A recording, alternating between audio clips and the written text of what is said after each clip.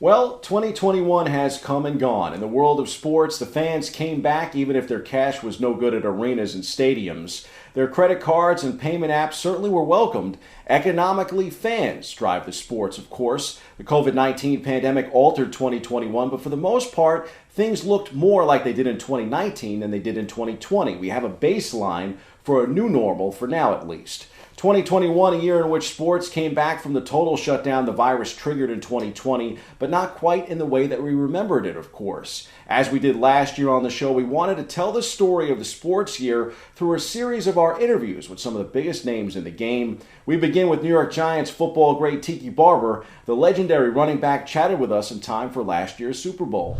You had some NFL career yourself, the all-time leading rusher for Big Blue. What is your proudest moment as a Giant? The one that sticks out most is a 2005 game against the Washington Redskins at the time. We're obviously now the Washington football team, but we played the Redskins the week after Wellington Mara passed away. And it was just this unbelievable sight. The stands were full and packed, and Kate Mara sang the national anthem, his granddaughter. And I had one of my best games of my career. I rushed for 206 yards in that game, and I was able to score a touchdown. And at the end, I gave it to one of his grandsons, Timmy McDonald, who's still with the organization, and told him, this is for you and your grandparents and your family, and thank you for making me a Giant. And I'll never forget that moment, because I don't know how you honor a man like Wellington Mara, who meant so much for the Giants, but also for the league from its inception. And to have that game on that day for me and my teammates, it's one I'll never forget. And three-time Pro Bowler, and of course, New York Giants Ring of Honor member as well, and passing some big names during your career, whether it was Joe Morris or Rodney Hampton. Yeah. Career here in New York.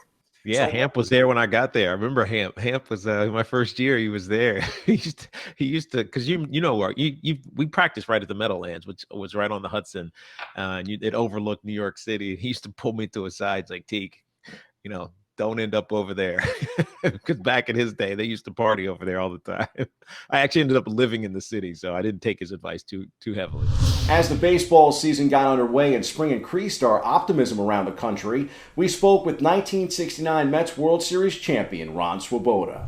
Wanted to talk a little bit about that 1969 season for you. I know you batted .400 in that 69 World Series, but you once wrote in a New York Daily News guest column, "I'm kidded occasionally by folks who wonder, how long are you going to keep living off of one catch?" My answer, how long have I got left? I know it's a memorable World Series moment. I'm sure you don't mind being remembered most for it. When you played 9 years in the big leagues and you had some good days and some really bad days, it's nice that you're remembered for the best thing that ever happened to you as a player in a World Series. Yeah, I think it's amazing too how quickly time flies, Ron. I say it all the time. We just celebrated the 50th anniversary of that 69 World Series in 2019, and now, of course, we're in 2021. You released a memoir that's entitled "Here's the Catch," a memoir of the Miracle Mets and more in 2019. What was it like going down memory lane and writing this book, and then also celebrating that very special season with your teammates 50 years later? Yeah, I think if I had anything that I was trying to say, sort of subtopic, it was that I'm just a kid that loved baseball coming out of a little town in Sparrows Point, Baltimore County. That the whole process of the game captured me and allowed me to develop it to a point where I could play in the big leagues. I didn't think I brought anything special other than the love for the game and the willingness to work at it. And I felt like as an outfielder, I made all the mistakes you could make in the big leagues, playing in those big high stadiums that were, a little tougher to see the ball and pick it up off the bat. And Shea Stadium was a very difficult stadium in that regard because it stood 3 tiers high. And the ball never came out of the stands for the most part. And if you're not used to that, it's going to, as lighting changes and the seasons change, it's hard. People that came into Shea Stadium who had not played in that high background had trouble. And I certainly had my share of it. But I worked at it. Eddie Yost hit me thousands of fungos, our third base coach. And I think between him coming out there every day and my desire, I turned into a little better outfielder than maybe conventional wisdom would have judged me. The hope is that these times have really helped us have better perspective on the value of life. Baseball great Dave Parker is struggling with Parkinson's, and he joined Open to discuss that battle and encourage others to make the most of their time. I was hoping you could tell us a little bit about the Dave Parker 39 Foundation, an organization that's focused on finding a cure for Parkinson's disease. Well, I have a foundation called the 39 Foundation, and I got involved with Parkinson's organization about 7 years ago. And I've been doing fundraising, golf tournaments. We raised $48,000 in October for a golf tournament. And we want to emphasize research with the dollars that we raise.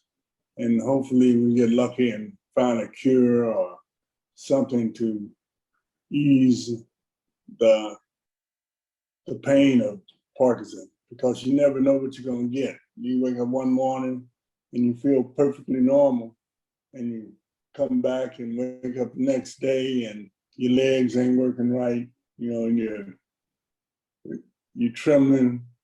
You got various things, just like I froze then. But this is the kind of stuff you got to deal with Parkinson's. I'm so sorry to hear that, Dave. Obviously, I hope that with the continued effort of your organization, that be able to get more people to donate and to be on board with trying to help the cause and to help those that are struggling with Parkinson's.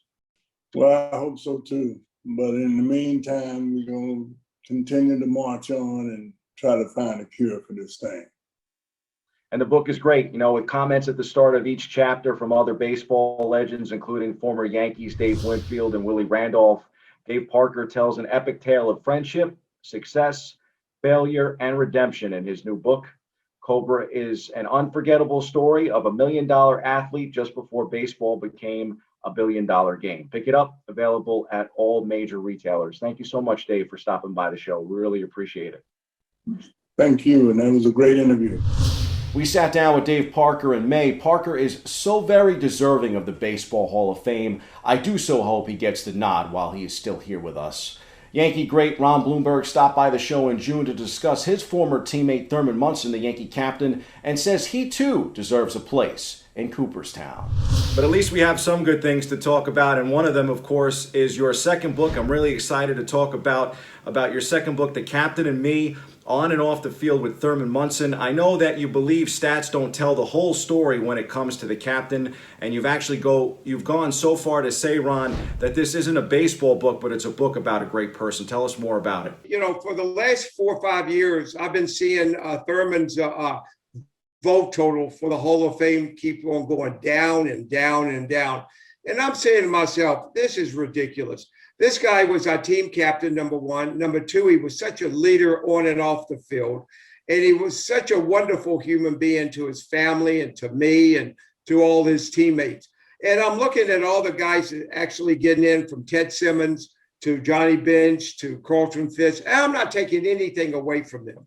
But you cannot find a better catcher that did so much with a team and became a captain in the biggest city in sports, New York City. But when he was on that baseball field, when he put that Yankee pinstripes on, he was all business. And,